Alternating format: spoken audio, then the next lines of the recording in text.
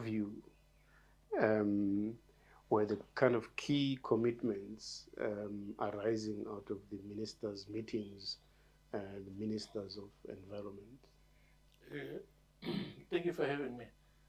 The fortunate thing for BRICS is that the issue of environment, including renewable energies, is quite a buzz at the moment.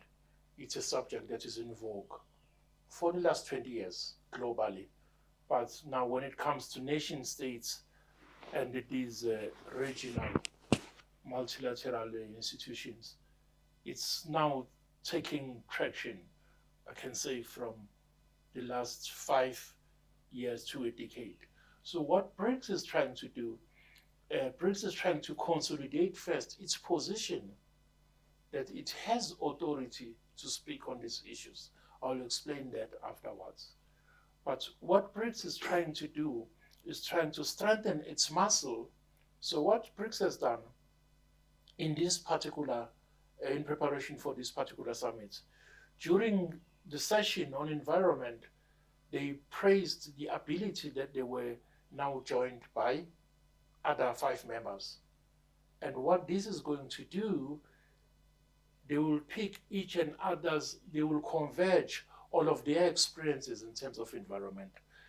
It can be environmental disasters, or where we've been able to control environment to the benefit of that particular nation or of that particular region. But besides trying to consolidate their position in order to properly enter into the sphere of environment, they also take cognizance and adhere to the rules of the United Nations International Decade of Action on Water for Sustainable Development. That is very big of BRICS. Mm-hmm. That is very big of BRICS because most BRICS countries, well, with some new countries not having that much water, but what we know now globally is that water is the new gold. If we look at the dynamics that are a cause because of oil sales and oil consumption, it is predicted that in 2 decades from now, the oil of tomorrow will be water. In terms of global politics and geopolitical shifts, water will be in front. So BRICS taking that is like holding the lion by the jugular by taking such a big subject. The second one on that one is the United Nations Decade of Ocean Science for Sustainable Development. There we go to issues like salinification, whereby you take seawater, you make it drinkable water. You take seawater and make it, and if those projects succeed, of course, we are home running, because salinated water of the oceans is not healthy for drinking, is not healthy for irrigation.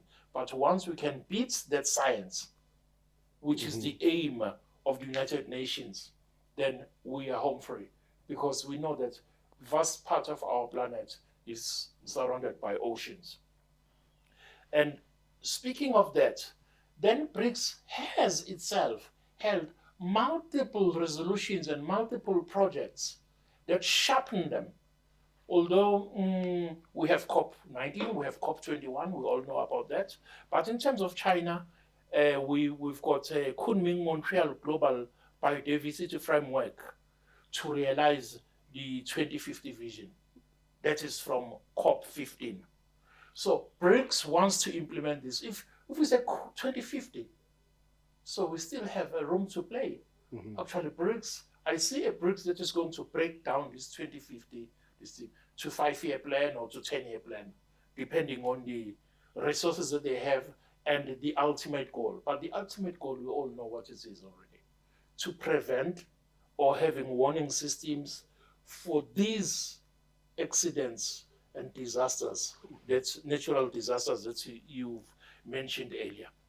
So as a result, and in conclusion of the reporting from this session, BRICS has got what we call the BRICS Group of Climate Change and Sustainable Development. So in order for this to work, Because you see that already moves to the SDGs. Yes. But in order for that to work, what BRICS aims to form during this summit is the BRICS Climate Research Platform. Because one of major issues or major factors that impact the environment, we're able to see it or to experience it through climate change. So this is in a nutshell what BRICS has been doing or what BRICS is looking forward to doing. So that climate change, is it likely to be adopted? Is it likely to be an institution that comes out of this particular summit? It is going to be implemented. The BRICS Climate Research Platform. Yeah. It's something that it is the next step that will come for BRICS after the BRICS Group of Climate Change and Sustainable Development. Because even if you read BRICS Group of Climate Change and Sustainable Development, it goes back to those two this thing of the United Nations International Decade of Water for Sustainable Development, United Nations Decade of Ocean Science for Sustainable Development.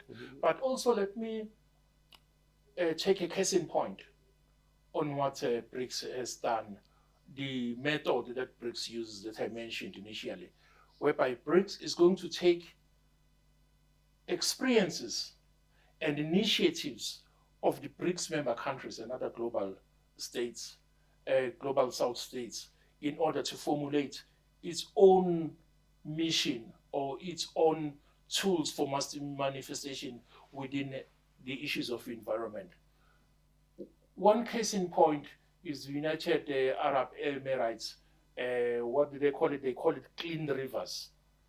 What BRICS has done also, or what is pushing forward to do, as I mentioned initially, is that BRICS has promises not the right word, has undertaken to carry forward the projects of other BRICS member countries.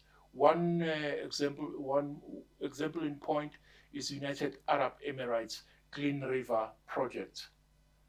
So that project is so successful in United Arab Emirates that is going to be, the aim is to implement it in all other BRICS member states. But there's something happening. Sorry, before you continue, but what is the content of that program? What exactly is the Clean River? Is for example, it has already been legislated that there's no dumping in rivers, there's no plastics in rivers, there's no overfishing in rivers. All the issues that we have seen destroying our water sources, be it in the ocean, be it in the seas, be it in the rivers. So it has been legislated. I can mention one other country, I can call it an extra BRICS country, it's an African country, that is Rwanda. In Rwanda, plastic is illegal. In Uganda, the styrofoam that we use for lunch here in South Africa is banned as well. So those are the tangible, practical actions that BRICS aims for. They look among their own member states, what has already worked, what is working, and they look at the vicinity and in the region of a particular member state, what are the things that are working, what have worked. That's why I'm mentioning Rwanda and Uganda. On these specific things that we know that they are not biodegradable. When they go to water, they can stay there for centuries. Yes. So even the United Arab Emirates has, the main point is, the United Arab Emirates has managed to get rid of that malice, if I were to call it so, and has put it into legislation. It's one thing to have resolutions, it's one thing to have policies, but it's one thing to promulgate it under the rule of law. Because once it is part and parcel of the bulk of law, it means there is punishment, there are consequences. So with those consequences in place, with law there's punishment. Without punishment, there's no law. Okay. So that is why I had to mention this example. That is not only an ideal, it's not a resolution from a conference or something like that. It's something that is already manifest. In Rwanda, no plastic. In Uganda, no polythene. In the United Arab Emirates, no dumping in the rivers. Full stop. Yeah. What role do you see BRICS countries play in promoting green finance? When we talk about green finance, we talk about what I can call in South Africa what is happening with just transition. I'll explain it in a minute. If you building of a house has so much emissions, or a car has so much emissions, the higher the emissions, the less likely you'll get funding. Actually, in developed countries, you won't get funding. I know that in Sweden, if emissions of your project go over a specific level of CO2, then you are not going to get funding. If it goes even over that threshold, the project is going to be prohibited. It won't pass. Again, in those countries, you have legislated rules vis-a-vis environment. It's not wishful thinking. So what has happened in this COP19 and COP21 and in other countries, what they've done then, they give incentives. If you are able maybe to build a house using or having less carbon print, or an airways, let's say Ethiopian Airways, South African Airways, Emirates, if their carbon print as they fly out is lesser than normal, then they're going to get points for that.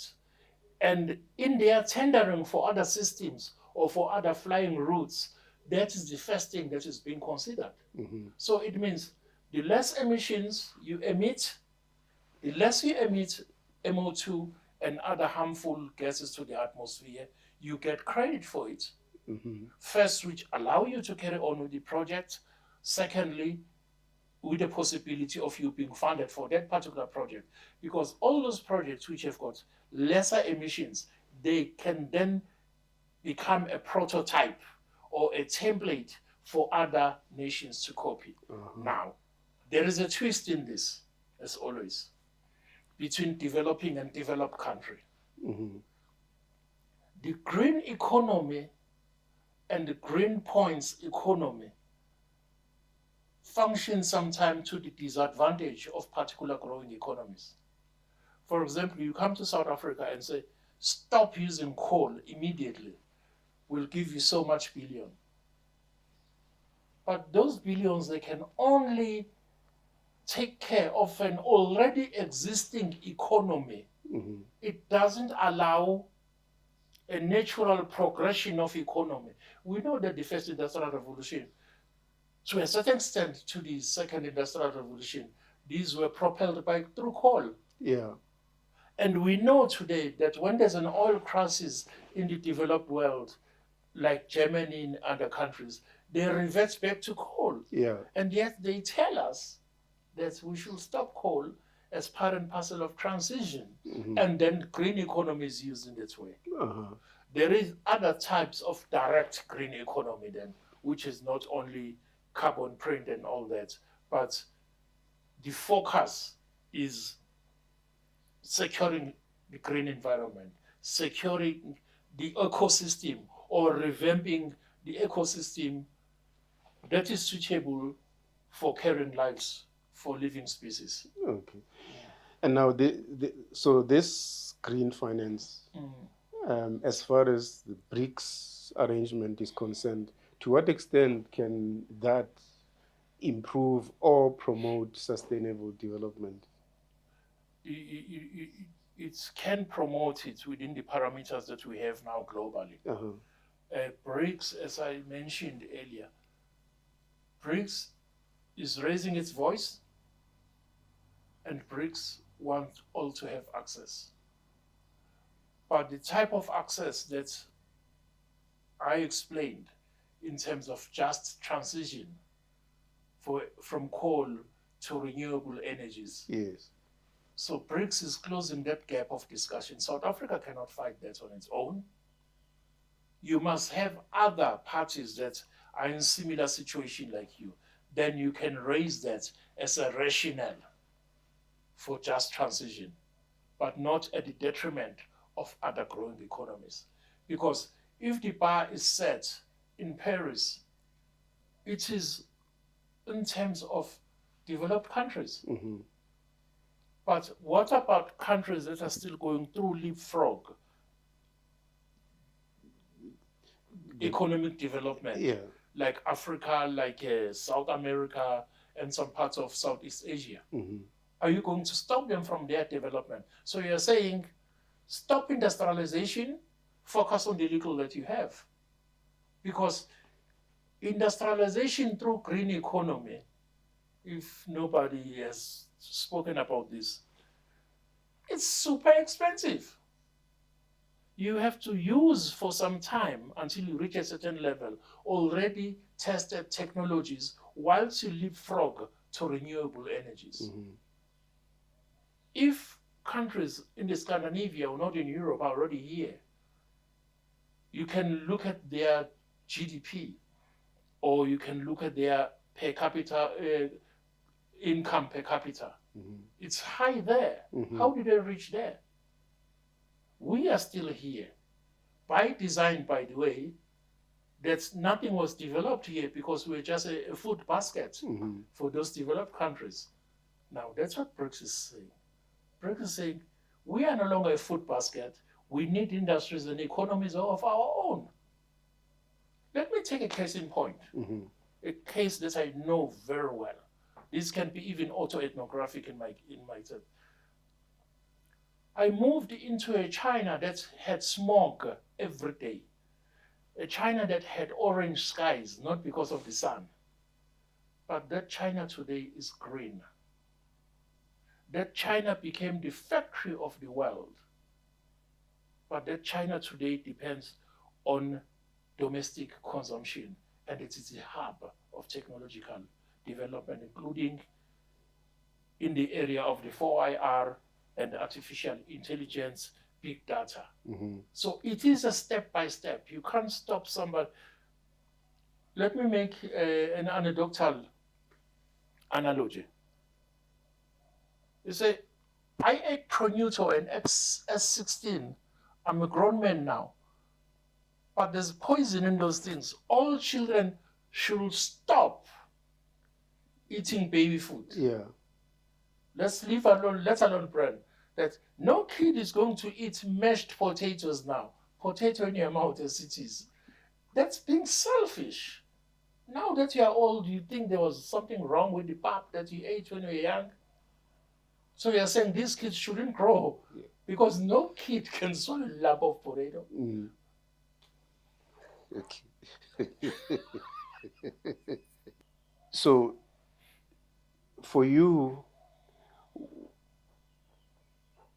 as far as the environment is concerned, and looking at the document that was produced by these ministers of environment, what is the main takeaway for you from that report? The main takeaway is that BRICS, in as far as environment is concerned, is at par with the global level or with the global society or with the developed world. But BRICS seeks to have a voice in the implementation of those policies. That is why the Water for Sustainable Development. Mm-hmm. That is why the project of Oceans for Sustainable Development. Mm-hmm. That look, you have those rules, but they should also function in accordance with the conditions of those particular nations. Mm-hmm. In our case, in terms of the global south. Okay. Yes.